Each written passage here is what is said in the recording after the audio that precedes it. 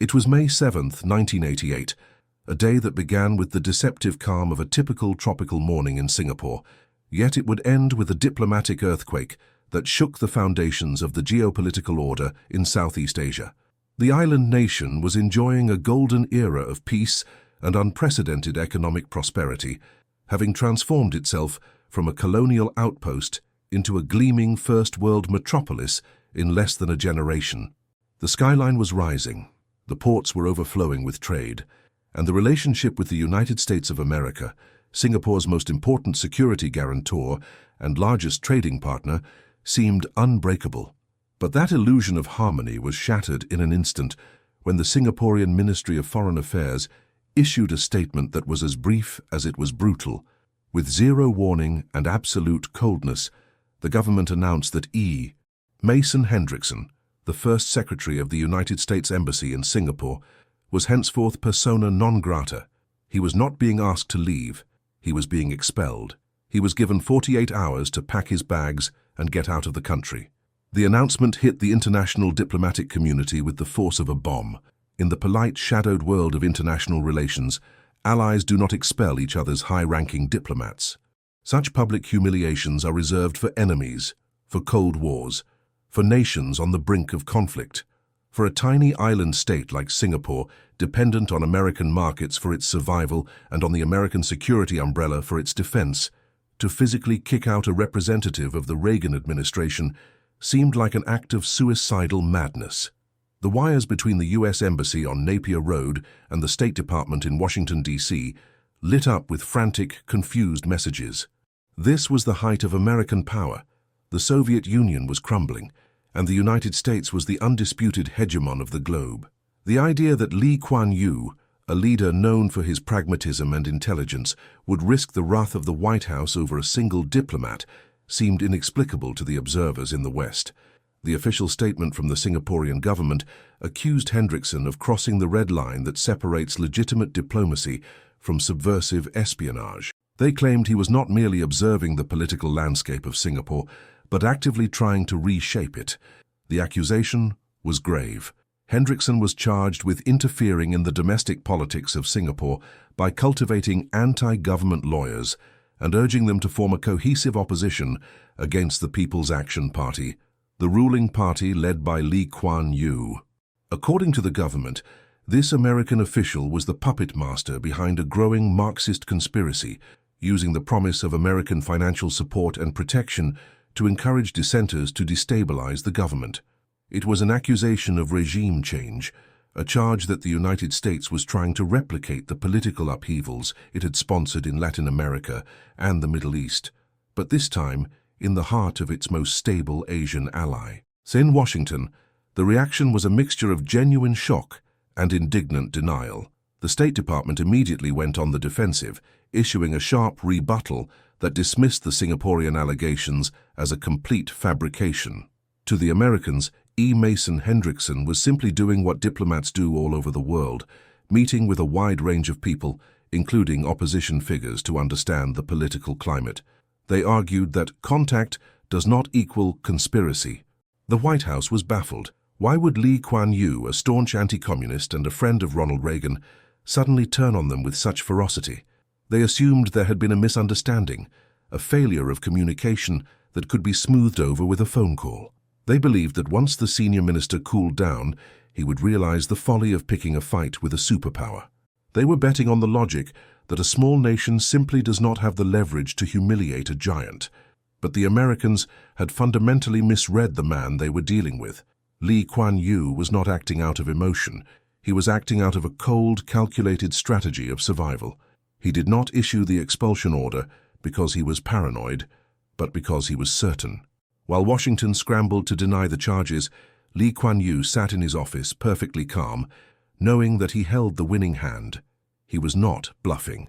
Secure in the vaults of the Internal Security Department were the transcripts, the surveillance logs, and the sworn confessions of the very lawyers Hendrickson had tried to recruit.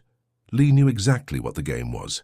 He had watched as the United States began to preach the gospel of liberal democracy more aggressively in the twilight of the Cold War, and he saw a new danger emerging. The threat to Singapore was no longer the communist insurgent in the jungle with a rifle. It was the well-dressed diplomat in the hotel lobby with a checkbook, trying to mold Singapore into an image of the West. The expulsion of Hendrickson was Lee Kuan Yew's preemptive strike. He knew the economic risks. He knew the stock market might wobble and that trade talks might freeze, but to him the economy was secondary to sovereignty. If he allowed the United States to manipulate the internal politics of Singapore even once, the country would cease to be an independent nation and would become a client state, a puppet dancing on American strings. The public expulsion was designed to be a spectacle. It was a message sent not just to Hendrickson, but to the CIA, the State Department, and the world. It was a declaration that Singapore was not for sale, and that Lee Kuan Yew was willing to burn down the diplomatic bridge to save the political house he had built. As the deadline for Hendrickson's departure ticked down, the world held its breath, waiting to see if the American giant would crush the island, or if the lion had roared loud enough to make the giant back down. To understand why a seasoned statesman like Lee Kuan Yew would risk a diplomatic war with a superpower in 1988, one must first understand the suffocating atmosphere of paranoia and ideological siege that gripped the Singaporean government in the year prior. By 1987, the Cold War was entering its final act, and the global geopolitical landscape was shifting beneath the feet of every leader in Southeast Asia. While the threat of Soviet communism was fading, Lee Kuan Yew identified a new, more insidious danger rising from the West. The United States, flush with the impending victory over the USSR, had begun to aggressively export its brand of liberal democracy to the developing world. In the Philippines, the People Power Revolution, heavily supported by American moral and political pressure, had just toppled Ferdinand Marcos. In South Korea, student protests were dismantling military rule. To the American State Department, these were triumphs of freedom. To Lee Kuan Yew, they were cautionary tales of chaos. He watched as the United States turned on its own anti-communist allies in the name of human rights, and he became convinced that Singapore was next on the list for a Western-sponsored regime change. This fear was not abstract. It was fueled by internal events that had already put the government on a war footing. In May 1987, the Internal Security Department launched Operation Spectrum, a sweeping crackdown that resulted in the arrest of 22 people under the Internal Security Act.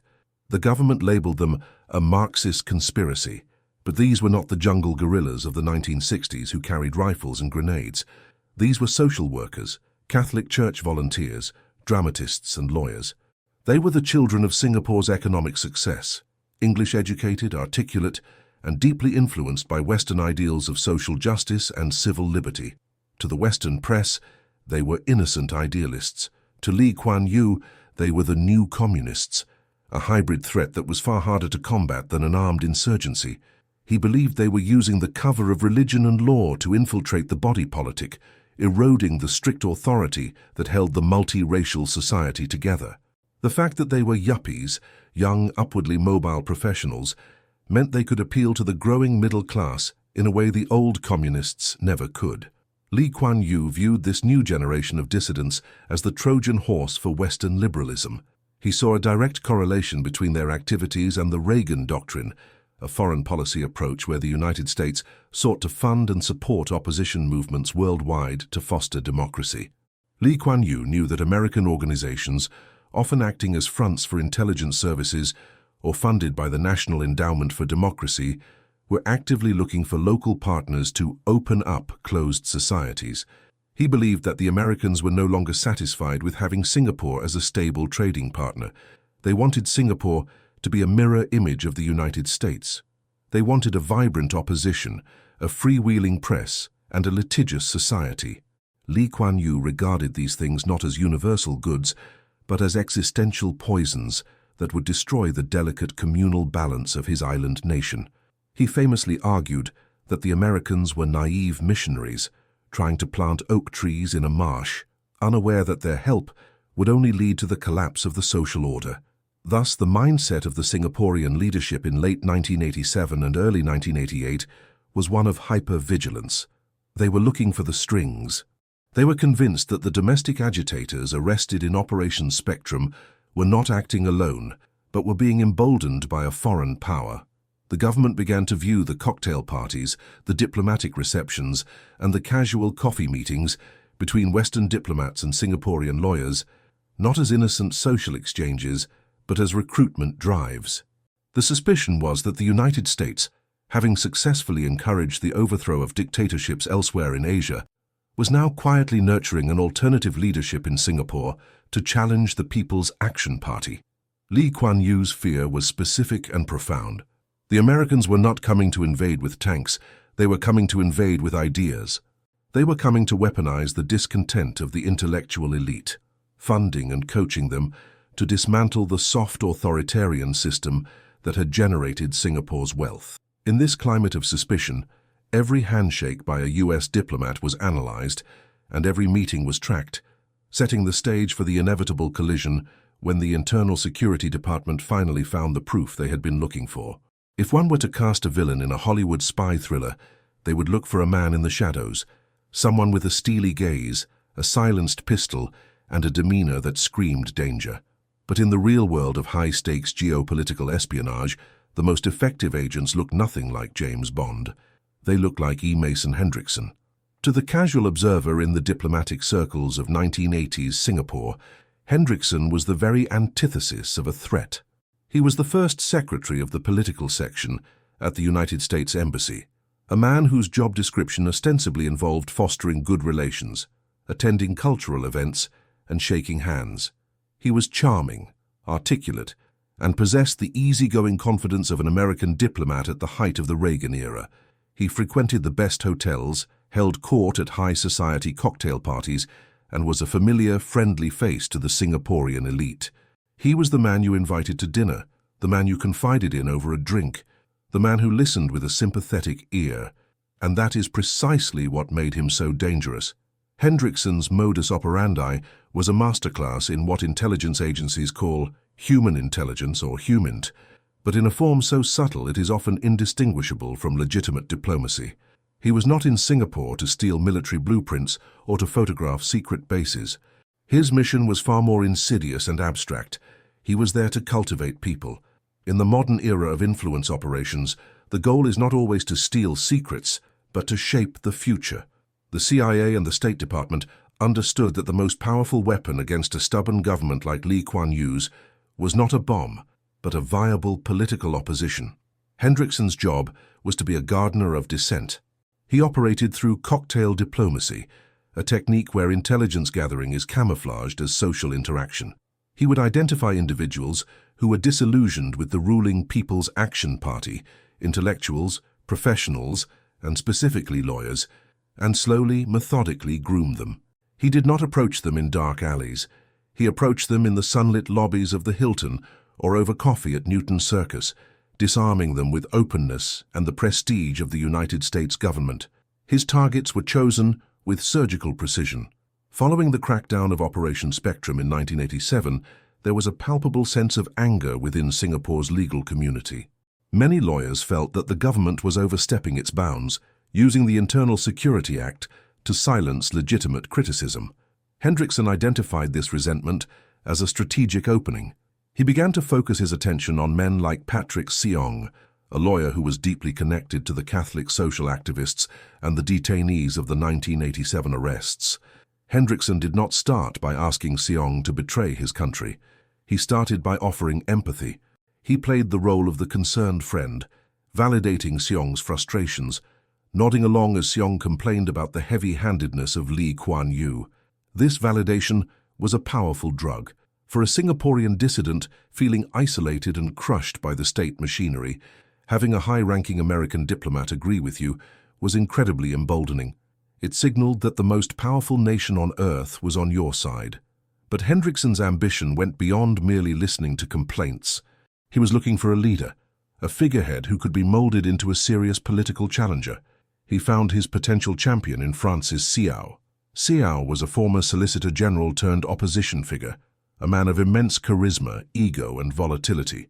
He was the perfect vessel for American interests, English-educated, eloquent, and carrying a deep personal grudge against Lee Kuan Yew's administration. Hendrickson began to court Seow aggressively. The relationship moved from casual diplomatic contact to active political coaching. In their private meetings, Hendrickson stopped being a passive observer and became an active instigator. He shifted the conversation from, "Isn't the situation terrible?" to, "What are you going to do about it?" He began to plant the seeds of a coordinated political revolt, urging these disparate, angry lawyers to stop complaining individually and start organizing collectively. The crossing of the Rubicon, the moment diplomacy turned into interference, came with the offer of resources. Hendrickson knew that in Singapore, fighting the People's Action Party was a costly endeavor. Opposition candidates were often sued into bankruptcy or drained of resources. In his conversations with Patrick Seong and Francis Seao, Hendrickson dropped the pretense of neutrality. He explicitly encouraged them to contest the upcoming 1988 general elections. When the lawyers hesitated, citing the immense power of the PAP and the lack of funds, Hendrickson played his ace. He assured them that money would not be a problem. He implied, with the heavy weight of the US Embassy behind his words, that financing could be arranged, that the United States wanted to see a more vibrant democracy in Singapore and was willing to pay for it. He urged them to recruit more professionals, to build a slate of candidates that looked respectable to the middle class. This was the blank check moment. It was no longer a diplomat talking to a local. It was a foreign power offering to bankroll a change in government. Hendrickson believed he was operating in a safe bubble, protected by his diplomatic status and the assumption that the Singaporeans would never dare to wiretap an American official. He sat in those cafes, smiling his charming smile, unaware that the invisible eyes of the Internal Security Department were watching every sip of coffee, and that his friendly offer of aid was being recorded as evidence of a conspiracy against the state. The Internal Security Department of Singapore, known simply by its chilling acronym, the ISD, operates in a world of silence and shadows that stands in stark contrast to the noisy, neon-lit vibrancy of the city-state it protects. While the Central Intelligence Agency of the United States projects a global image of high-tech gadgetry and paramilitary force, the ISD relies on something far more intimate and terrifying: total situational awareness within a very small space. In 1988, Singapore was a city where secrets were hard to keep, not because of a police state on every corner, but because the government had cultivated an unparalleled network of human intelligence. The ISD did not need satellites. They needed to know who was drinking coffee with whom. When E. Mason Hendrickson began his campaign of cocktail diplomacy, he assumed he was operating under the cloak of diplomatic immunity, invisible to the local authorities. He was gravely mistaken. From the moment he identified the disgruntled legal professionals as potential assets, he had walked into a panopticon. The eyes of Lee Kuan Yew were not physically present in the room, but through the agents of the ISD, the Prime Minister was watching every move, listening to every whisper, and cataloguing every handshake. The investigation began not with a dramatic raid, but with the recognition of a pattern. ISD analysts, whose job it is to monitor the pulse of the nation's political stability, noticed an anomaly in the social calendar of the American diplomat. It was standard for foreign envoys to meet with opposition members. It was part of the job description. However, the frequency and the specific nature of Hendrickson's meetings with lawyers like Patrick Seong and Francis Seao set off alarm bells. These were not courtesy calls, they were operational meetings. The ISD deployed its surveillance teams, the ghost squads, who dissolved into the background of Singapore's hotel lobbies and hawker centres. They sat at adjacent tables in the cafes along Orchard Road, reading newspapers while recording conversations. They positioned photographers in parked cars with telephoto lenses, capturing graining black and white images of the American diplomat leaning in close to his targets, his body language urgent and persuasive. The narrative that emerged from these surveillance logs was undeniable. Hendrickson was not gathering information. He was giving instructions. The surveillance teams paid particular attention to the man who had become the centerpiece of the American strategy, Francis Seao. If there was ever a figure destined for a tragic fall in a Greek tragedy, it was Seao, a former Solicitor General of Singapore. He was a man of immense intellect and even greater vanity. He was charming, eloquent, and moved through the upper echelons of society with a swagger that bordered on arrogance.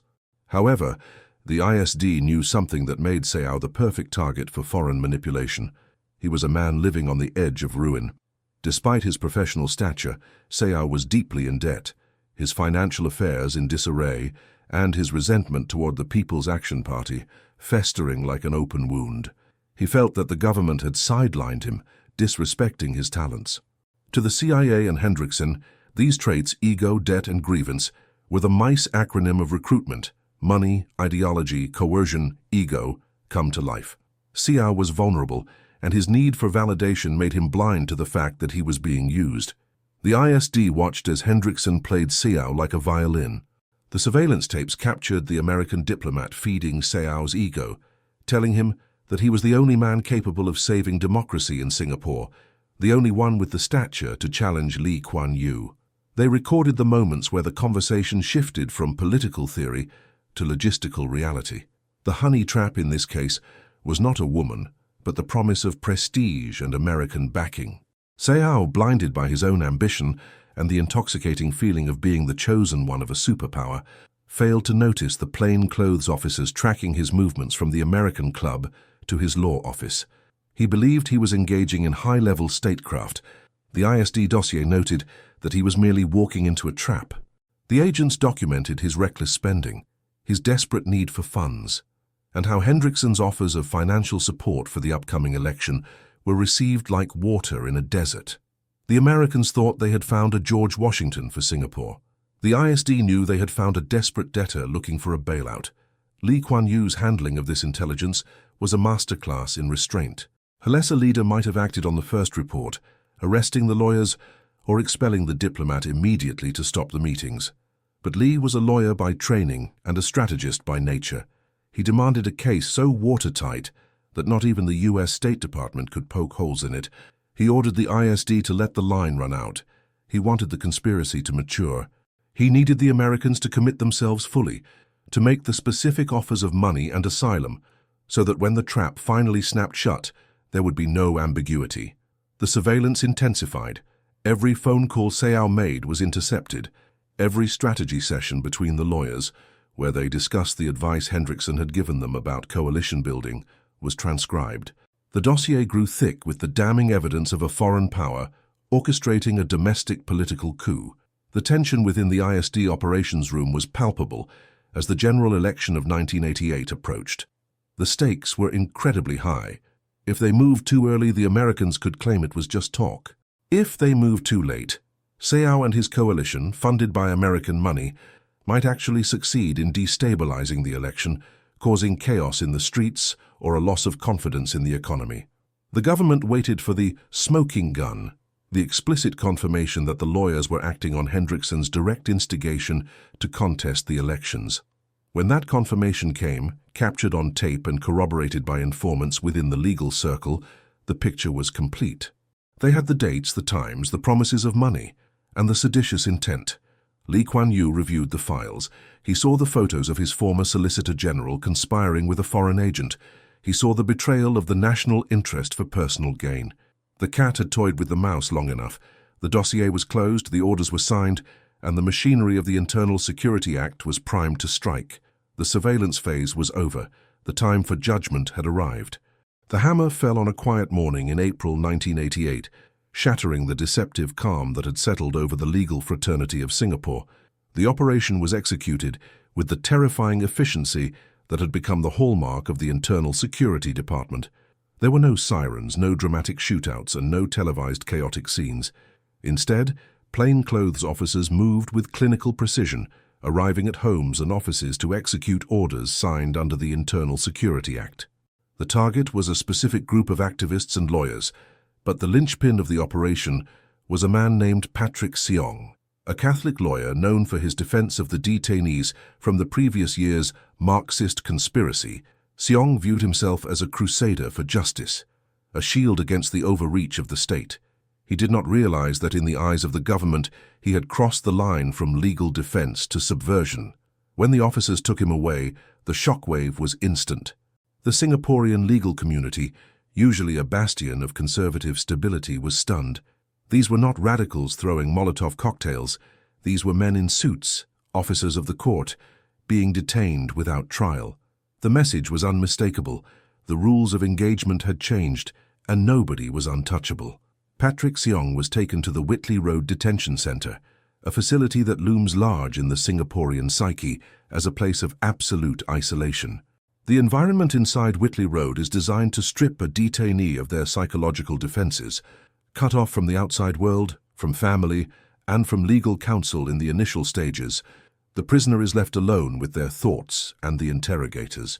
For Seong, the interrogation was a journey into the dismantling of his own reality.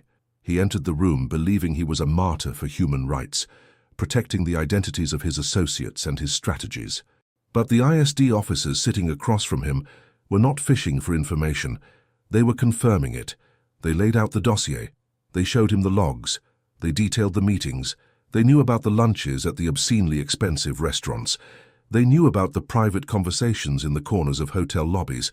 Slowly, painfully, the realization dawned on Seong that he had not been operating in secret. The state had been watching the entire time. The turning point of the interrogation came when the officers pressed him on the source of his confidence. Why was a lawyer with limited resources so emboldened to challenge the seemingly invincible machinery of the People's Action Party? The pressure in the room was immense, a psychological vice tightening with every hour. The interrogators didn't need to use physical force. They used the weight of the truth. They presented him with the undeniable reality that he was being used as a pawn in a much larger game. Under this relentless scrutiny, the dam broke. Seong revealed the hidden hand that had been guiding the disparate group of dissatisfied professionals. He uttered the confirmation that Lee Kuan Yew had been waiting for.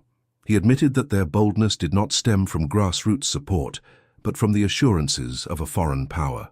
"The Americans are with us," was the sentiment that spilled out.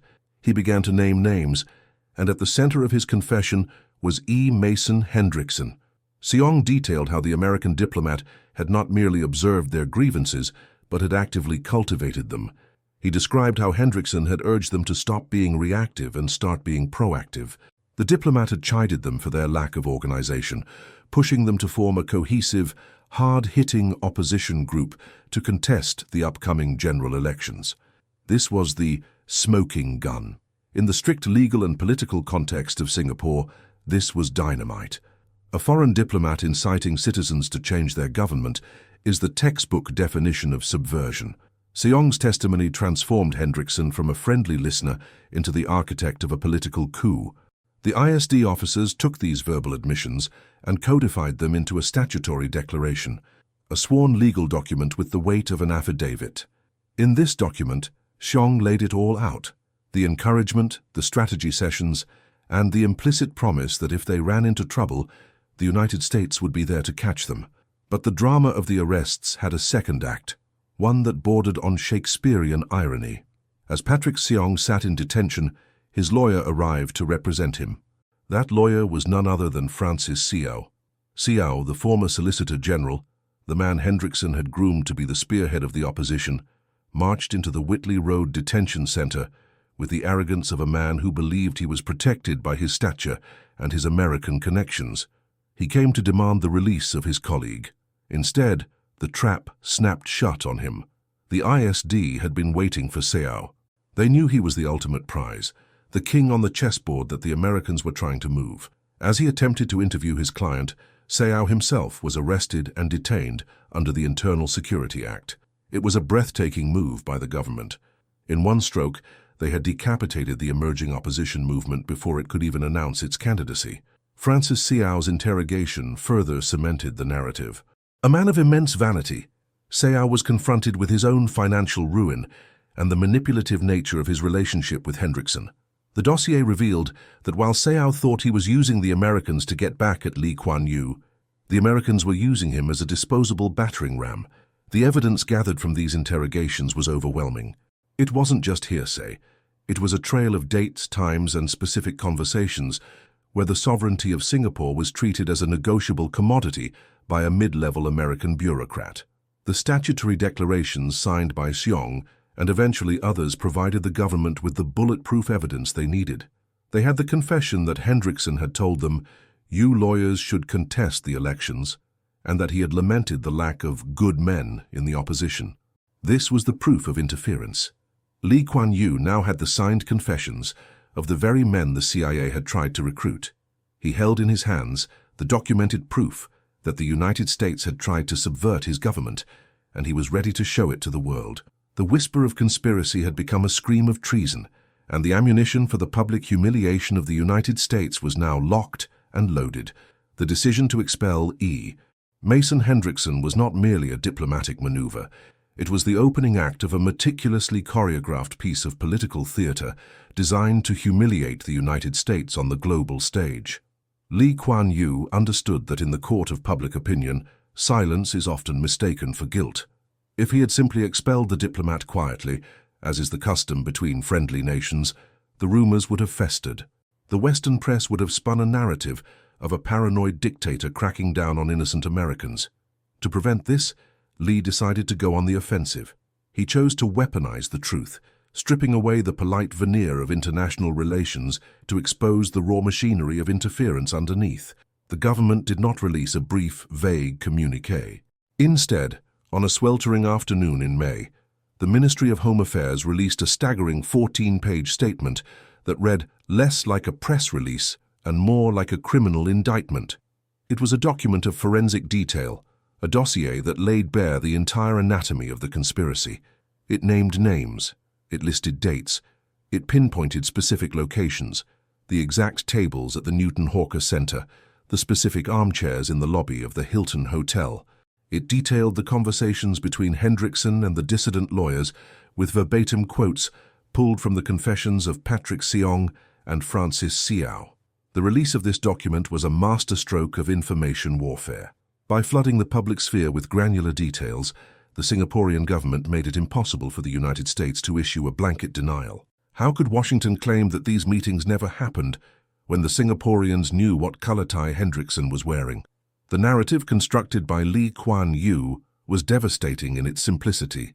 Mason Hendrickson was not a diplomat. He was a subversive manipulator. The statement painted a portrait of a man who had abused the hospitality of his host nation, using his diplomatic immunity as a shield to sow discord. Kuan framed Hendrickson not as a representative of the American people, but as an agent of the deep state, though he did not use that term, a rogue element of the foreign policy establishment determined to mold Singapore into an American vassal. The statement quoted Hendrickson urging the lawyers to hard-hittingly attack the government, a phrase that was repeated endlessly in the local press. It transformed the charming American into a sinister puppeteer, effectively inoculating the Singaporean public against any sympathy for the innocent diplomat. The reaction from the United States Embassy was immediate and flustered. Caught off guard by the sheer volume of evidence released to the public, they stumbled into the trap Lee had set. They issued a denial, claiming that Hendrickson was merely performing standard diplomatic duties, which involved keeping in touch with all sectors of society, including the opposition. But Kuan seized upon this defense and tore it apart with ruthless logic. He forced the Americans into a humiliating semantic corner. The embassy had to admit that the meetings did take place. They had to admit that Hendrickson did know the lawyers. Once those facts were established, the American defense collapsed into a debate about intent. They argued he was just talking. Lee argued he was recruiting. By forcing the world's superpower to engage in a debate about the nuances of a conversation in a coffee shop, Kuan had already won. He had dragged the mighty United States down to the witness stand, forcing them to answer to a small island nation. But the true climax of this humiliation was not the press statement. It was the televised parliamentary session that followed. Kuan, a lawyer by training and a street fighter by instinct, treated the parliament chamber not as a legislature, but as a courtroom where he was the prosecutor and the United States was the defendant. The session was broadcast to the nation, ensuring that every citizen could witness the spectacle of their leader standing up to the giant. Lee took the floor with a demeanor of cold, controlled fury. He dissected the American defense with surgical precision. He waved the confessions of Patrick Seong and Francis Seow in the air, challenging the Americans to explain why two prominent Singaporean lawyers would fabricate a story that implicated themselves in treason. Why would they lie? Lee asked the chamber, his voice dripping with sarcasm. Why would they invent a story about an American diplomat offering them money if it did not happen? He proceeded to dismantle the American argument that they were simply promoting democracy. With biting wit, He reminded the world of the CIA's history in the region, bringing up the ghosts of Vietnam, of Indonesia, and of the 1965 bribe attempt that he himself had exposed decades earlier. He wove a narrative of continuous American hubris, portraying the Hendrickson affair not as an isolated incident, but as the latest chapter in a long history of a superpower that refused to respect the sovereignty of smaller nations. He asked the members of Parliament, and by extension the world, a simple question: does a diplomat have the right to organize the opposition of the host country? He drew a sharp line between observation and interference. An observer watches the game, an interferer pays the players and tells them which plays to run.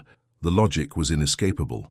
Lee argued that if a Singaporean diplomat in Washington had gone around cultivating opposition groups and offering to fund candidates to run against the Republicans or Democrats, he would have been expelled within hours. The hypocrisy of the American position was laid bare for all to see. The spectacle was absolute. Lee Kuan Yew did not just defend his government, he eviscerated the credibility of the U.S. State Department. He mocked their clumsiness. He ridiculed their assumption that they could operate in Singapore unnoticed. At one point, he turned the American defense of standard diplomatic practice into a punchline, asking if it was standard practice for diplomats to urge citizens to break the laws of their own country. The televised debate galvanized the Singaporean population. It tapped into a deep vein of post-colonial nationalism. Seeing their Prime Minister lecture the United States on the principles of international law filled the populace with a sense of pride and indignation. The theater of humiliation had achieved its purpose. It had shifted the narrative completely. The story was no longer about the detention of lawyers or human rights abuses. It was about a brave, independent Asian nation standing its ground against the bullying of a Western empire. By the time Lee Kuan Yew sat down, the reputation of E. Mason Hendrickson was destroyed. The moral high ground of the United States was in tatters, and the message had been sent to every other embassy in Singapore. If you try to play games in our backyard, we will not just catch you. We will turn the lights on and show the world your naked ambition. The expulsion of E. Mason Hendrickson sent shockwaves through the corridors of power in Washington, D.C., transforming a distant diplomatic spat into a direct affront to the dignity of the Reagan administration. In the rigid, tit-for-tat world of international relations, a superpower cannot allow a small island nation to publicly humiliate its representative without exacting a price. The United States State Department, stung by the ferocity of Lee Kuan Yew's public accusations and the dossier released to the press, felt compelled to respond with a show of strength. The logic was cold and bureaucratic. If Singapore expelled an American diplomat of the first secretary rank, the United States must expel a Singaporean diplomat of equivalent stature. It did not matter whether the Singaporean official was guilty of any wrongdoing. In the grim calculus of diplomacy, individuals are merely pawns to be traded to balance the ledger. The target chosen was Robert Chua, a first secretary at the Singaporean embassy in Washington. He was a professional, well-regarded diplomat who had done nothing to warrant such treatment, yet he was unceremoniously declared persona non grata. The message from the White House was clear: if you slap us, we will slap you back. It was intended to be a chastisement, a reminder to Lee Kuan Yew that actions have consequences and that the reach of American displeasure was long. However, if the Americans expected this retaliation to cause panic or regret in Singapore, they had once again severely underestimated their opponent. Lee Kuan Yew received the news of Robert Chua's expulsion with a shrug of stoic indifference. To him, this was simply the cost of doing business, a necessary sacrifice in the defense of national sovereignty. There was no scrambling to apologize, no frantic back-channel attempts to reverse the decision. Lee's attitude was summed up in a sentiment of so be it. He understood the rules of the game better than the Americans did. He knew that Washington had to save face, and he was willing to sacrifice the career of one diplomat to prove a point that would last for decades. By accepting the retaliation without flinching, Lee stripped the American move of its power. It did not look like a punishment.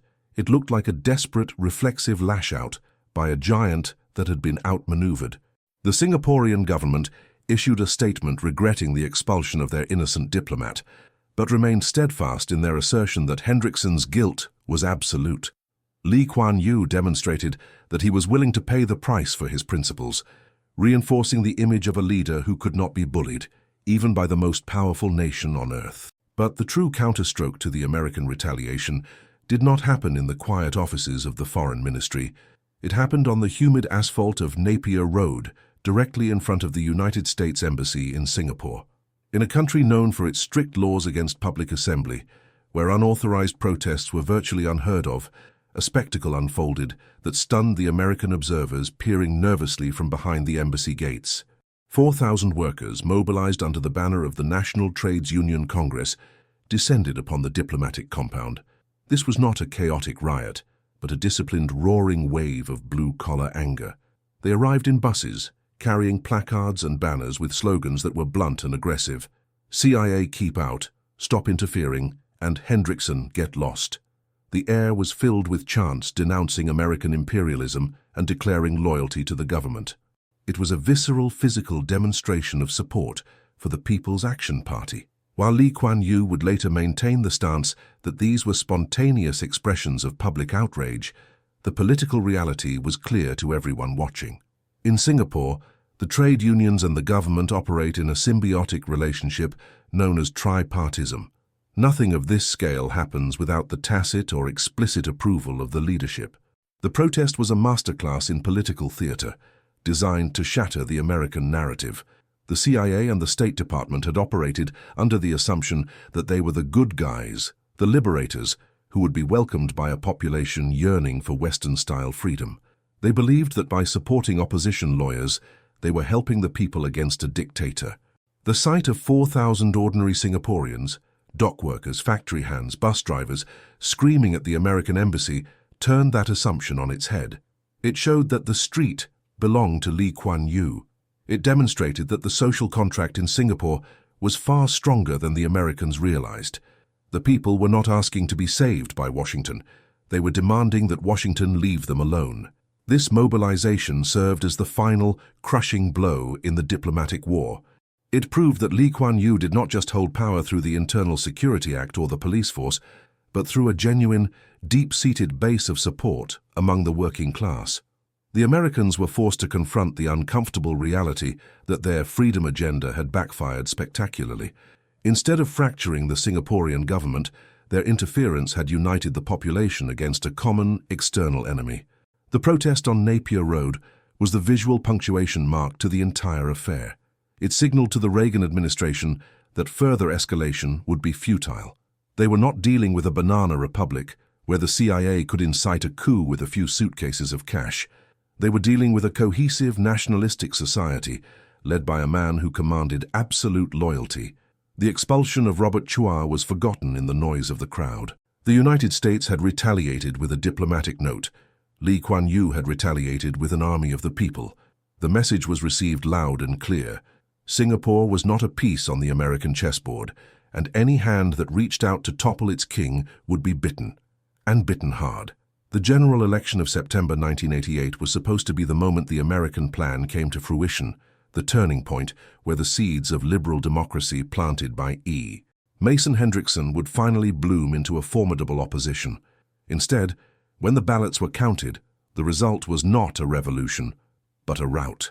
The People's Action Party swept the polls with devastating efficiency, securing 80 out of 81 seats in Parliament. The opposition movement, which the CIA and the State Department had hoped to nurture into a force capable of challenging Lee Kuan Yew, had been dismantled before it could even organize. Francis Seow, the man groomed to be the champion of Western-style democracy, managed to run for office as a non-constituency candidate, but the narrative around him had been irrevocably altered. He was no longer seen merely as a charismatic alternative. He was tainted by the revelation of his secret dealings with foreign powers. The voters of Singapore had been presented with a stark choice. They could vote for the freedom promised by American interference, or they could vote for the sovereignty and stability offered by the PAP. By choosing the latter, they validated Lee Kuan Yew's brutal tactics. The electorate effectively endorsed the message that Singapore's future would be decided by Singaporeans, not by well-meaning diplomats in Washington. The Hendrickson affair served as a defining crucible for the identity of the young nation. It was the moment Singapore proved that its sovereignty was not a gift granted by the great powers, but a fortress to be defended at any cost. For Lee Kuan Yew, the The humiliation of the CIA and the expulsion of the diplomat were not acts of petty vengeance, they were calculated maneuvers of survival. He understood that for a small state to exist in a world of giants, it must possess a poison shrimp capability. It must be small but indigestible. If he had allowed the Americans to successfully manipulate the 1988 election, it would have set a precedent that Singapore was open for business to the highest foreign bidder. By exposing the plot with such forensic public cruelty, he inoculated the country against future interference. He sent a chilling signal to every intelligence agency operating in Southeast Asia. Singapore is not a playground for your ideological experiments. The cost of meddling here is public exposure and total diplomatic embarrassment. What makes this victory so profound is the nuance with which Lee Kuan Yew managed the aftermath. In the hands of a lesser leader, this conflict could have led to a permanent rupture with the United States, an isolationism that would have destroyed the economy. But Lee was a master of the long game. He understood that Singapore needed American trade and the American security umbrella to survive. He did not become an enemy of the West. He simply demanded to be treated as an adult partner rather than an obedient child. In the years that followed, Singapore remained a staunch friend of the United States, hosting American naval vessels and supporting free trade. However, the relationship had fundamentally changed. It was no longer a relationship of patronage, it was a relationship of respect. The Americans learned the hard way that they could not simply dictate terms to Lee Kuan Yew. They realized that while they could buy influence in many capitals around the world, in Singapore the government was incorruptible and fiercely independent. The legacy of the 1988 affair is the image of Lee Kuan Yew as the man the CIA could neither buy nor topple. History is littered with the wreckage of leaders who tried to defy the will of Washington during the Cold War. Men who were overthrown, assassinated, or sanctioned into oblivion. Lee Kuan Yew stands as the rare exception, a leader who looked the American empire in the eye, exposed its secrets to the world, and survived to tell the tale. He proved that moral authority and the support of one's own people are weapons as powerful as any aircraft carrier. As the dust settled on the 1980s, the message from the Lion City was etched into the granite of geopolitical reality.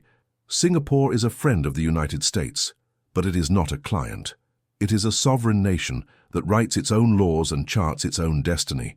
The final word of the Hendrickson affair was not spoken in a diplomatic cable, but in the silence of the American intelligence community, which learned, once and for all, that if you try to buy the politics of Singapore, you will pay for it with your reputation.